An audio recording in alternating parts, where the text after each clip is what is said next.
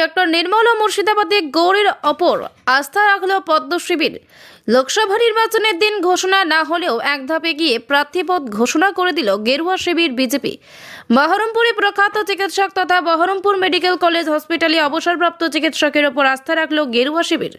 অন্যদিকে মুর্শিদাবাদ লোকসভা আসনে বিজেপির প্রার্থী করা হয়েছে বিধায়ক গৌরীশঙ্কর ঘোষকে।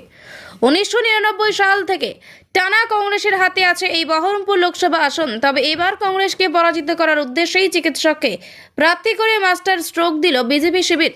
চলতি লোকসভা নির্বাচনে সারা দেশের নজর বহরমপুর লোকসভা কেন্দ্রের দিকে।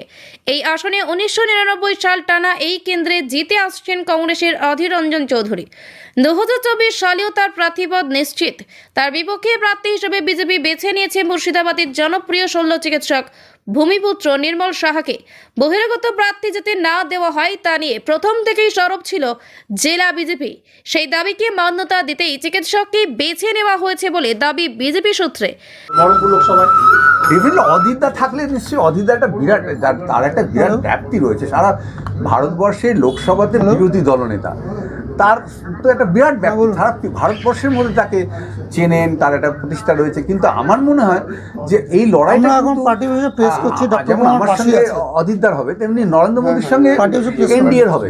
সুতরাং এনডিএর কারা এনডিকে বিলিভ করবে তারা অধীরতাকে ভোট দেবে, যারা নরেন্দ্র মোদীকে বিলিভ করবে তারা নরেন্দ্র মোদীর সৈনিককে ভোট দেবে। তো এইটা নিয়ে মানুষের ওইরকমভাবে সহজভাবে বলে দেওয়া সম্ভব নয় যে আমি ভোটে খুব আশাবাদী, উনি খুব দুরাশাবাদী, এইরকমভাবে ধরেন না।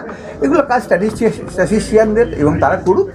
প্রার্থী নির্মল অবশ্য বিষয়টিকে ব্যক্তির জয় পরাজয় হিসেবে দেখছেন না। তার দাবি, এটা স্থানীয় কোনো নির্বাচন নয়, দেশের স্বার্থে মানুষ ঠিক করবেন কাকে জেতালে দেশের উন্নতি হবে। এই লড়াইটা অধীর চৌধুরী বনাম নির্মল সাহা নয়, লড়াইটা আরও বড় নরেন্দ্র মোদী বনাম ইন্ডিয়া জোটের।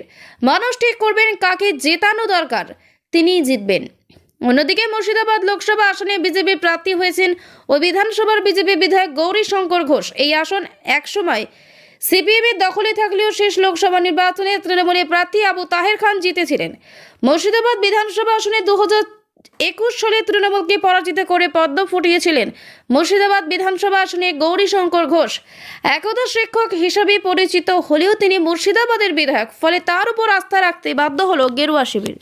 মূল ইস্যু অবশ্যই উন্নয়ন, দুর্নীতির বিরুদ্ধে লড়াই, কর্মসংস্থানের পরিবেশ, রেলপথের সম্প্রসারণ এবং পরিযায়ী শ্রমিকদেরকে নিজের জেলায় কাজ দেওয়া। দেখুন, অভিজিৎ গাঙ্গুলি দাঁড়ালে তাকে অবশ্যই স্বাগত জানাবো, কারণ তার মতো মানুষ যারা সমাজের একেবারে নিপীড়িত মানুষ, শোষিত মানুষের হয়ে কাজ করতে চাইছেন। আজকে আমরা বিকশিত ভারতের কথা বলছি, আমরা সমৃদ্ধশালী ভারতের কথা বলছি। এটা তখনই সম্ভব যখন সমাজের সব শ্রেণীর মানুষ জনপ্রতিনিধি হিসেবে পার্লামেন্টে যাবে। মুর্শিদাবাদ থেকে কৌশিক অধিকারীর রিপোর্ট, লোকাল 18 বাংলা।